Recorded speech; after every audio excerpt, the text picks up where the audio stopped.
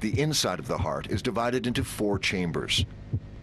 The top 2 chambers are called the atria and are collection chambers for blood. The bottom 2 chambers are called the ventricles and receive the blood from the atria and pump it to the lungs and the body. The chambers are separated by valves, which control the direction of blood flow. There are 4 valves: tricuspid, pulmonic, mitral, and aortic. Circulation begins at the right side of the heart, where blood from the body comes to the right atrium. This blood passes to the right ventricle, where it is pumped to the lungs to receive oxygen.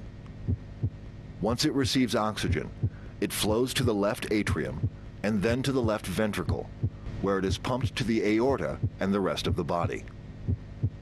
On the right side of the heart, the tricuspid valve separates the right atrium and the right ventricle, allowing blood to enter the ventricle but not flow backwards to the atrium. Blood flows through the pulmonic valve to go to the lungs. On the left side of the heart, the mitral valve separates the left atrium and the left ventricle. Blood flows from the left ventricle to the aorta through the aortic valve and to the rest of the body. Arteries carry blood with oxygen and other nutrients throughout the body. Veins take blood back to the heart, which pumps it to the lungs to be oxygenated. The heart arteries, coronary arteries, provide oxygen and nutrients to the heart muscle. The right coronary artery supplies blood to the bottom and the back of the heart. The left coronary artery splits into 2 vessels. One branch supplies blood to the front of the heart. The other branch delivers blood to the left side of the heart. An electric system transmits signals throughout the heart to control its pumping. An electric system transmits signals throughout the heart to control its pumping. The electrical signal starts in the sinoatrial, or SA node, which is located in the upper portion of the right atrium and is known as the natural pacemaker of the heart. The electrical signal passes down to the lower chambers of the heart via the atrioventricular, or AV node, which controls the signals so the atria contract before the ventricles. In the ventricles, pathways carry the signal throughout the muscle so that they contract at the same time to pump blood to the lungs and through the body.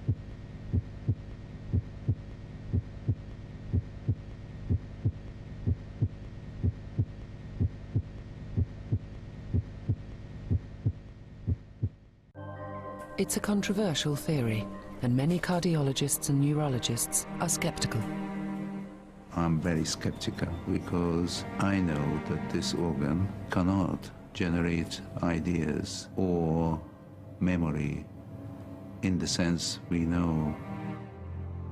Basically, from a surgeon's point of view, the heart is first and foremost, and perhaps last also, a pump. So is our heart just an organ to pump blood, or could it be much more? The first patient to report a change in personality was Claire Sylvia from Boston in the United States. 20 years ago, she was the first person at New Haven Hospital to receive a heart and lung transplant. The operation was a success. It was very weird to see my heart on the machine giving me the beat and hearing it. It was a whole new rhythm, a whole new feeling, and little did I know that my journey was just beginning. It was a couple of days after the surgery that the press came in to interview me, and one of the reporters asked, "Now that you've had this miracle, what do you want more than anything in the world?" And I said, "I'd die for a beer right now." It just came from me, and I'm not a beer drinker. And I was a little mortified by my flip answer to such a profound question. So that was my first happening.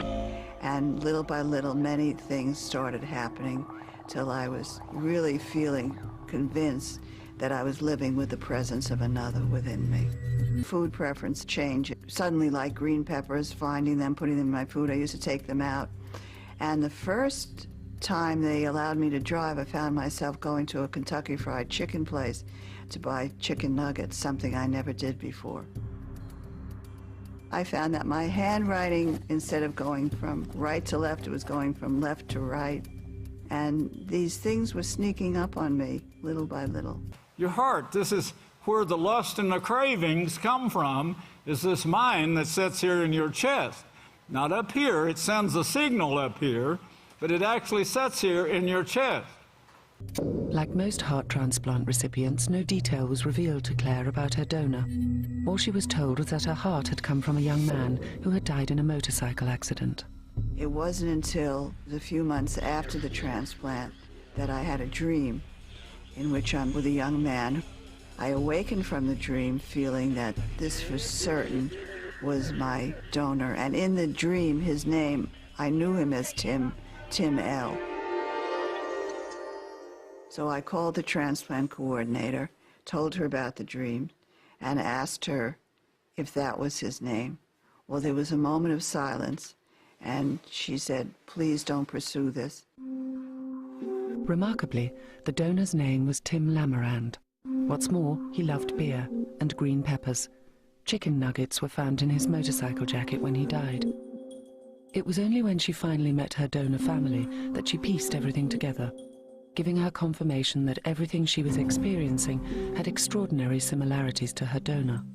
The family of my heart verified all the experience I was having, and they were hungry to get anything they could from me about Tim that I was remembering from his memories that were coming through me. Claire was the first case to appear in the public eye. The memories and changes were uncannily like her donor. With strict codes of confidentiality in place at the hospital, it was impossible for Claire to have known these details about her donor.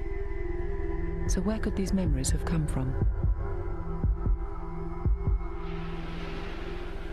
Professor Paul Pearsall is a cardioneurologist from the University of Honolulu. He first encountered stories like Claire's whilst recovering in hospital from a bone marrow transplant.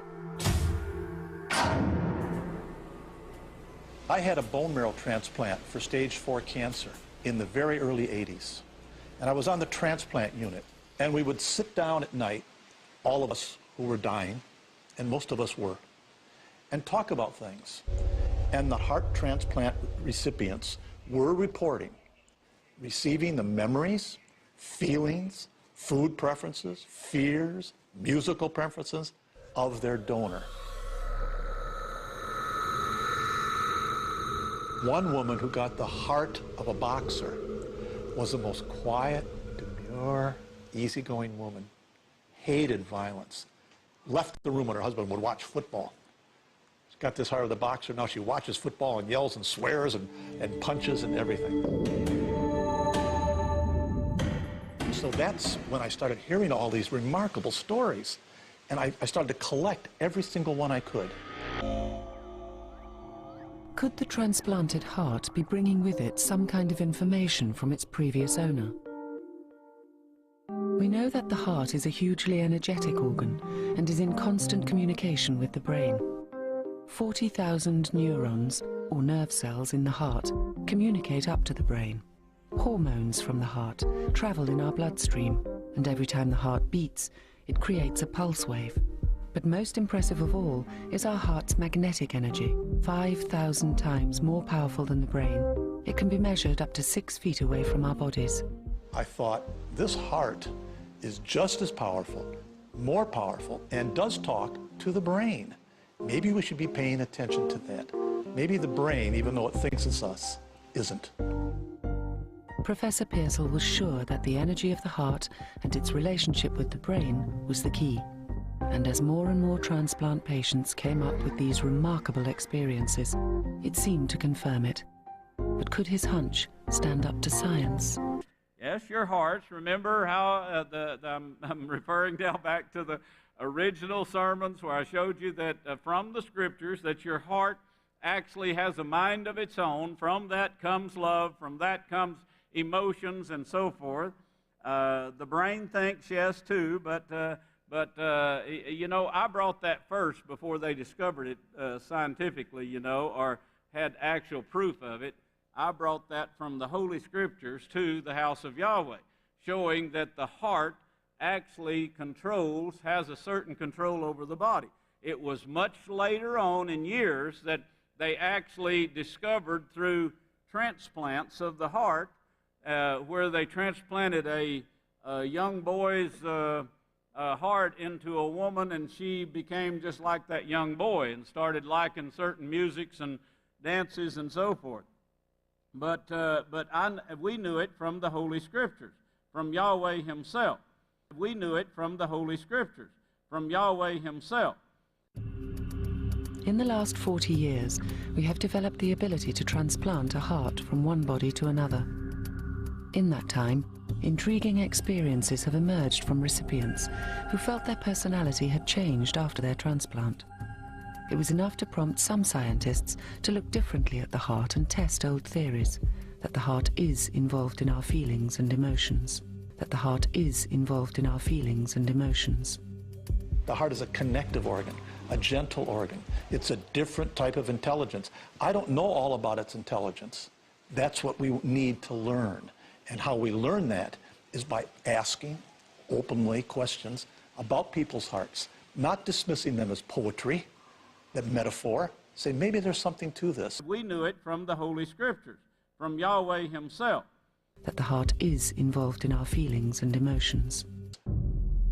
Professor Pearsall collated his research into a book called The Heart's Code. Simultaneously, on the opposite side of America, Professor of Psychology and Psychiatry from Yale University, Gary Schwartz, was developing a new theory of how memory could work.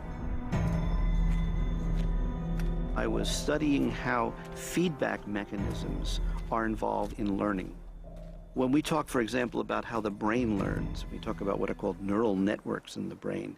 It turns out that the way a neural network works is that the output of the neurons feed back to the input of the neurons. And this process goes over and over again. And so long as the feedback is present, the neurons will learn. If you cut the feedback, there is no learning in the neurons. And the implication is that it's important for the neurons to have the feedback in order for the learning to take place.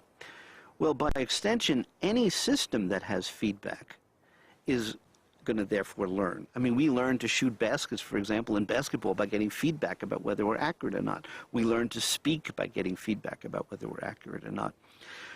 And so consequently, any system, any set of cells that has feedback mechanisms in a network is going to learn the same way that neurons learn. And that's what's called feedback memory or systemic memory. When accepted, that is by the mind, into the heart, and the heart accepts it, then it feeds it back to the mind, then it feeds it back to the mind and says, I love it. And this is what's coming back from the heart to the mind and what comes out of your mouth. That's the reason that if you do love the law, you'll be teaching the law. You'll be speaking the law.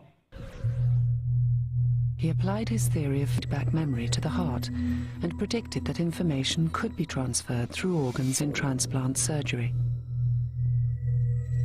At around the same time, cases like Claire Sylvia hit the headlines. And Professor Pearsall published numerous similar stories from transplant patients. The two men realized their common ground and got in touch with each other.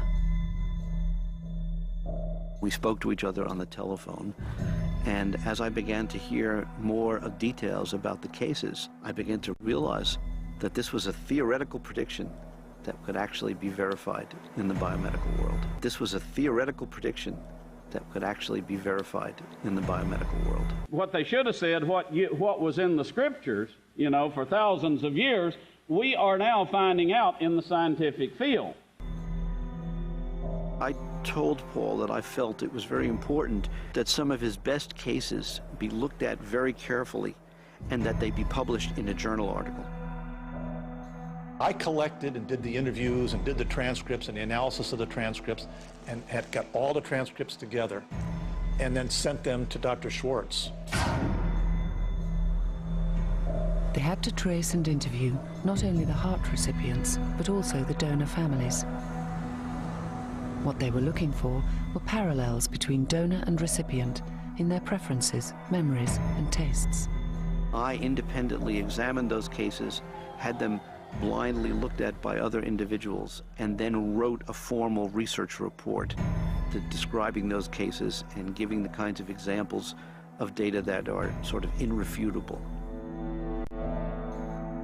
If you look at the content carefully, you will discover that the degree of coincidence is too detailed. For example, there's a case that we describe of a man 47 years old, and he received the heart of a 17-year-old black young man. After he received the transplant, of the various changes that he experienced is he had a profound change in his preference for music. He became obsessed with classical music. He began listening to it over and over. He began singing melodies, classical melodies to songs he hadn't heard. His wife was thoroughly confused. Only later was it learned that the young boy was actually leaving his violin lessons because he was a classical violinist, and he was hit by a car. That kind of information is not the kind of information that you just get with a random assortment of fears or changes in simple preferences.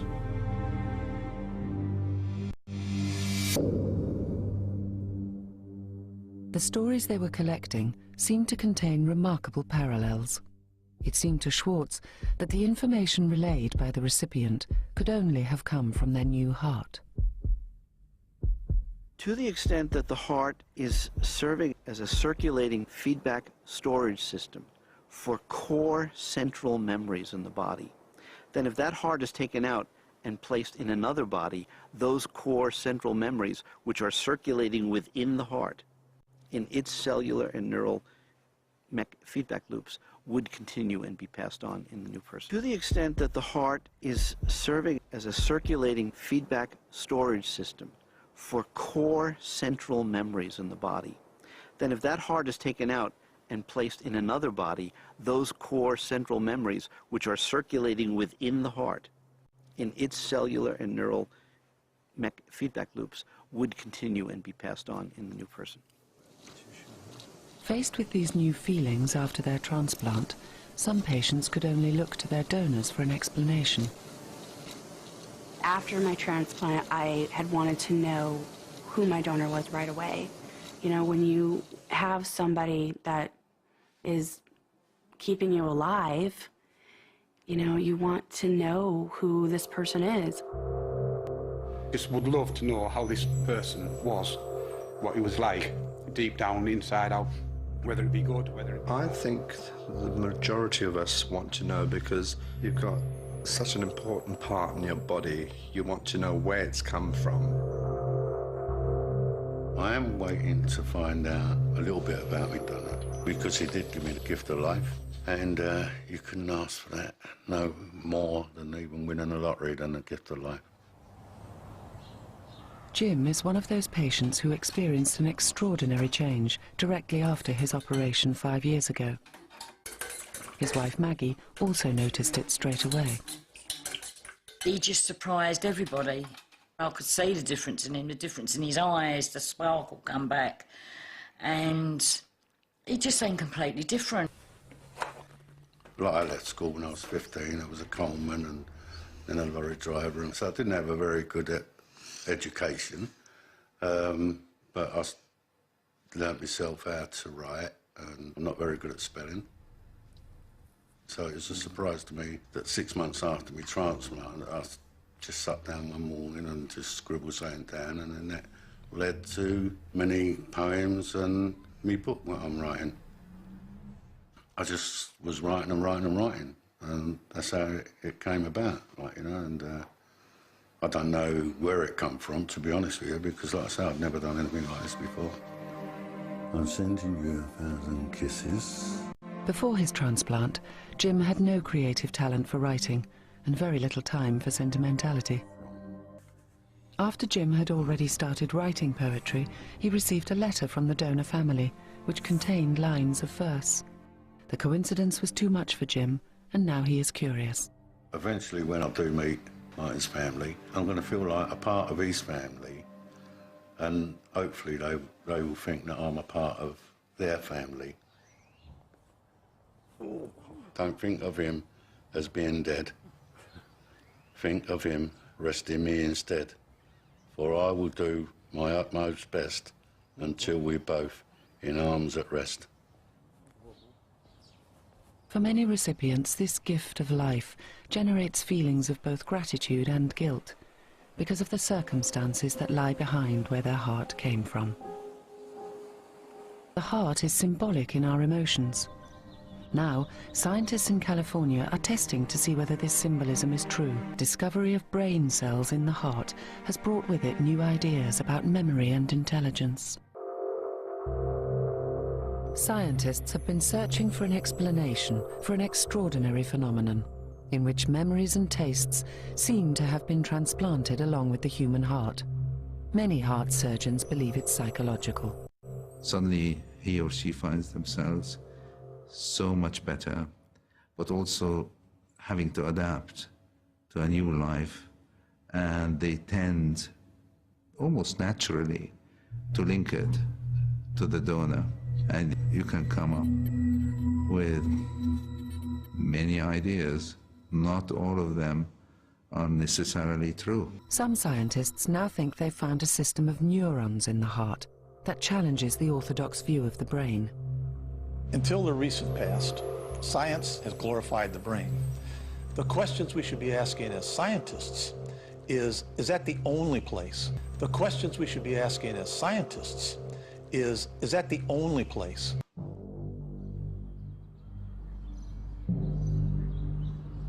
When we just know about the heart and its remarkable energy and its connections with the brain and its neurons and its hormones, if we know that, shouldn't we be asking and here comes the key scientific question, is there another source of intelligence? Is there another way to think? Not instead, but also.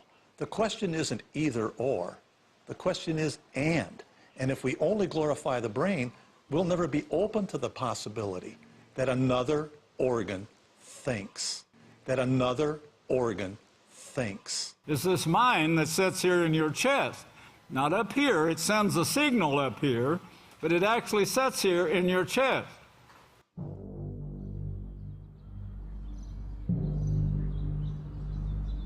Researchers at the Institute of Heart Math in California are investigating the possibility that the heart could actually have its own unique intelligence. Dr. Roland McCraty and his colleagues have developed experiments to see whether the metaphors of the heart could stand up to scientific scrutiny. I first heard of Paul Pearsall when I think he contacted me in terms of exploring possible mechanisms that might explain the phenomena of a heart transplant recipient taking on some of the personality characteristics of the person that they got the heart from. He'd interviewed quite a number of patients that had this experience, and there's enough of this that I think we have to take it seriously, that there is something going on here. Dr. McCraty's research is controversial, but he found support in evidence provided by a neurologist, Dr. Andrew Amour from Montreal in Canada. After many years treating patients with heart disease, he observed there was more to the heart than the current scientific model could explain. In those days, in the 60s, there was no consideration of the nervous system. The heart was just a pump. And the reason is because people have not had the facility to see the heart in any other form. You look at it and it's a pump, right? And my own bias is that in the last 50 years or so, we have developed the ability with all the electronics to record more than just the muscle on the heart, but the neurons on the heart. As he looked closer, he noticed something remarkable. I started to record outside the heart and found neurons that no one had expected before. And I thought, gee, that's sort of nice. I wonder if that could be on the heart, right? So from there, and having developed techniques, I put them on the heart and bingo, they worked. He had discovered a sophisticated collection of neurons in the heart. According to him, they were organized into a small but complex nervous system. He called it the little brain in the heart. Suddenly, our traditional views on the brain and intelligence were being challenged. He called it the little brain in the heart. Suddenly, our traditional views on the brain and intelligence were being challenged. If the heart had brain cells, could it have its own unique type of intelligence? The researchers at HeartMath believe so. They call it heart intelligence. The heart itself has a quite complex nervous system, and all the types of neurons and the way they're wired together to be able to say that the heart has a functional brain. The heart has a functional brain. Well, of course, we know we have a third brain because the heart is also a brain, and we know that from the scriptures. And Dr. Armour has pictures of it. I mean, there's definitely a little brain in the heart. And the types of neurons that are in the little brain in the heart have also been demonstrated to have both short and long-term memory, using the same type of techniques that you use to show that neurons in the brain exhibit memory. This little collection of neurons can retain input function for a little while. So if your heart beats, puts it in, this little guy is still oscillating, so the last cardiac cycle could set up a number of future cardiac cycles. That's memory. This little collection of neurons can retain input function for a little while. So if your heart beats, puts it in, this little guy is still oscillating, so the last cardiac cycle could set up a number of future cardiac cycles. That's memory.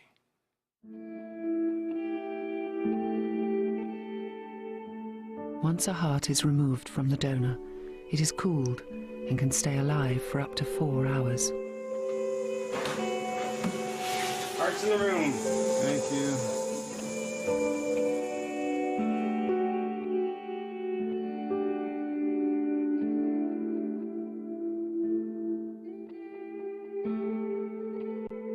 Only when the heart is perfused with blood from its new owner does it spontaneously start beating again.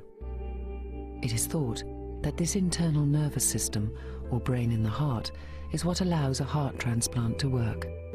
Only when the heart is perfused with blood from its new owner does it spontaneously start beating again. It is thought that this internal nervous system, or brain in the heart, is what allows a heart transplant to work. McCraty goes further. Certainly the function of the heart itself have got to be transplanted and go along. When you think of the heart, it's a very complex organ. All the coordination that has to happen within the heart for it to pump efficiently, and it really can't function properly and efficiently without the neural system in the heart. That's very clear. So those types of functions have got to get transplanted, and there's certain types of memory there that the heart has to remember what it did last beat or a few beats ago to be able to function properly now.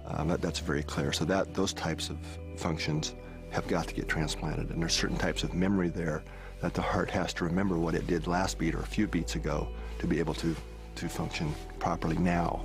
Boy, the heart started beating right away, didn't it? Pretty nice. If the heart has a nervous system and a type of memory needed for its efficient function, could higher level memories also be stored and transferred? And what would this tell us about where our memory resides? Memory itself is what's called distributed process. And this has been known for many hundred years now, that you can't localize memory to a neuron or a group of neurons. The memory itself is distributed throughout the neural system. So why do we have to draw a line at the throat and say that memory is only distributed from here to here? Why couldn't it be distributed throughout the whole neural system? And if memory is distributed throughout the nervous system, including organs like the heart, what would this mean for transplant recipients? When you put a heart into a transplant, we could potentially retrieve some of those memories that were distributed throughout the whole system. I'm certainly not saying that is the explanation, but it's plausible that could be what's going on. Bill felt he was being driven by a completely new personality. Previously a successful and hard-working businessman, he put his career aside and began a new life. Dr. Jack Copeland was his transplant surgeon. Within months, the man was transformed into an athlete. We have very little idea that this was going to happen to him, but it did. He started cycling. He started working out. Well, I think that Bill's idea that he acquired some of his new personality from the donor is, that's his idea. I respect it. I can't say that he's crazy or definitely wrong, but on the other hand, as a surgeon and a physician, I can't really accept that as a valid interpretation without some kind of proof. As a surgeon and a physician, I can't really accept that as a valid interpretation without some kind of proof. We know that from the scriptures.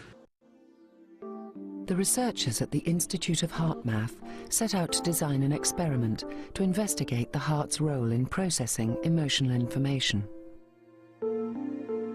What we found was that the heart is by far the most accurate part of our body that reflects how we're feeling. Our heart is literally beating out different messages that is strongly correlated with our emotional state.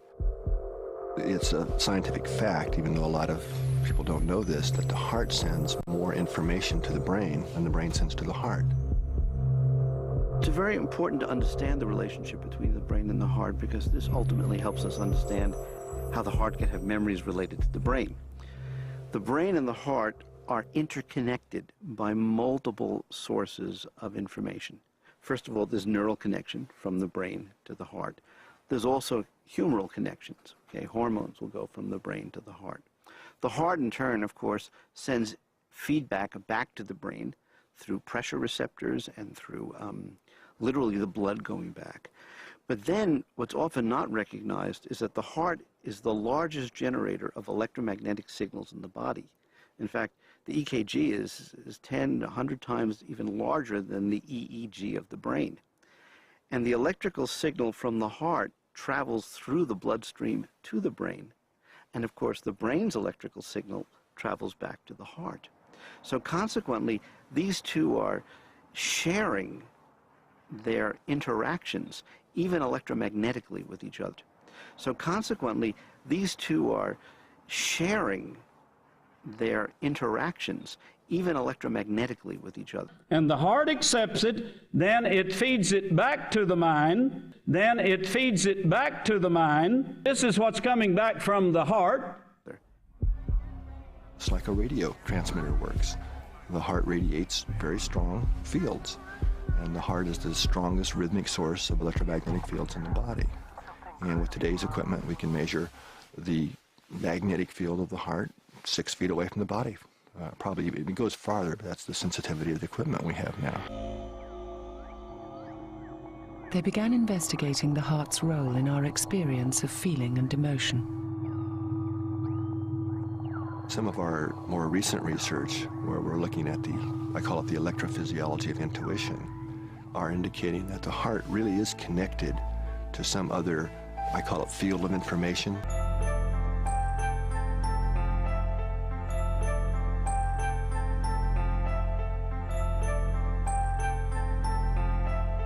In the experiment, subjects were shown photographs chosen to cause extreme emotions, both positive and negative. They were selected at 6-second intervals at random. They recorded the physiology of brain and heart activity. What we found is in that what we call pre-stimulus period, before they saw the photograph, that both the heart and the brain would react differently. That the heart was shifting, it was changing, before the brain was. According to McCraty, the experiment shows that the heart is behaving intuitively. Remarkably, the heart registers an anticipatory response before a disturbing image appears on screen and sends a message directly to the emotional centers of the brain. The brain then prepares the body to take action. This was even a surprise to us, that the heart was plugged into this type of information even before the brain. This was even a surprise to us, that the heart was plugged into this type of information even before the brain. Where all this leads, according to McCraty, is to a suggestion that the brain doesn't have an exclusive role in information processing. It's quite plausible then that if we transplant a heart from one person to another, that transplanted heart is connected to that field of information from the person that they got that heart from. And it feels like there's somebody else inside them. McCraty's theories are not accepted by mainstream medicine. But patients like Claire Sylvia are still searching for an explanation for what they feel. Having had this experience of living with the presence of another has run the gamut of emotions. I've changed so much. The old parts of Claire with the new parts of Tim have become joined and become like a third being. After my surgery, I always felt like I was taking care of somebody else. I always felt, and I told my donor mother this, I said, I'm living for two. Presently, research shows a personality change reported in 5 to 10% of heart transplant recipients. So whenever you come with a wild idea, if you like, it needs to be refuted. And if we can't refute it, maybe there is something there. The information that exists in a human being is transferred from one to another in this solid organ. So it's, certainly the possibility is there.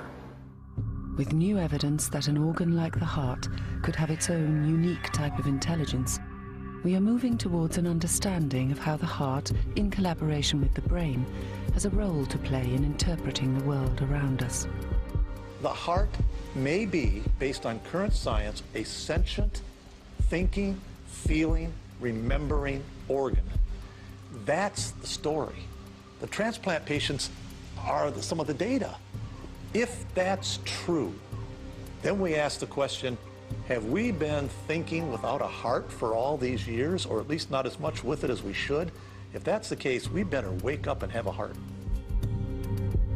Where I showed you that from the scriptures that your heart actually has a mind of its own. The brain thinks yes too, but I brought that from the Holy Scriptures to the house of Yahweh, showing that the heart actually has a certain control over the body.